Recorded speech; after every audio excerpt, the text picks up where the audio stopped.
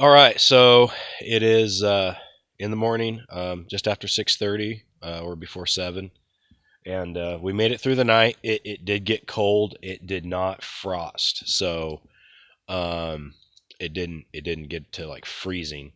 But I stayed in the shelter, and my friend did make it all the way through the night in his little spot over here.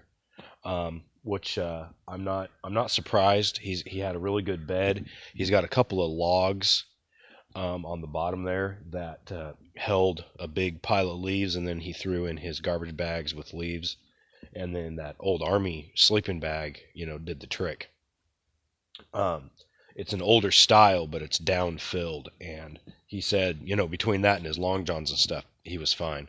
Um, I pulled through the night in my wool blanket. I did struggle with it a little bit, but it was more I slid where I was. I slid and I ended up getting a hard spot in my back, and then I had a hard time keeping the bottom closed. I may modify that. I may put some ties so I can tie it along the bottom.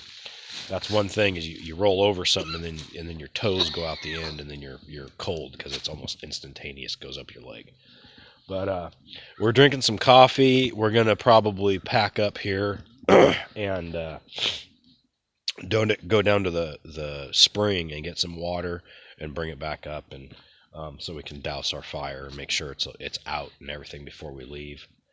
It is so quiet out here. I was gonna try to do an early tromp for and see if I couldn't um, find a spot and wait for a deer, but you can hear things move around here. The leaves are freshly fallen and they're all crispy and stuff. It's been really dry, and it is just dead quiet except for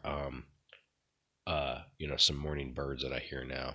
There was the only thing I heard last night was a woodpecker banging on a tree over there. So, and there was something scurrying through the leaves right after nightfall, but it went away.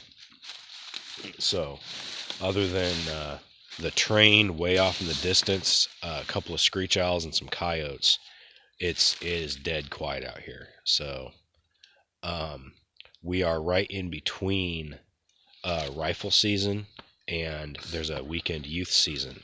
So we came out here with our bows, but I think that all the deer may have been pressured.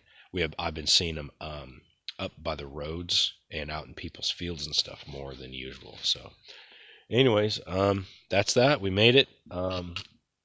It's always fun and it's a learning curve. I've got a couple of things that I'm gonna do differently next time I stay here. I'm gonna make a log bed myself. I haven't had to do that yet, but most of the places I go, I have a little like divot, and I didn't even think about that.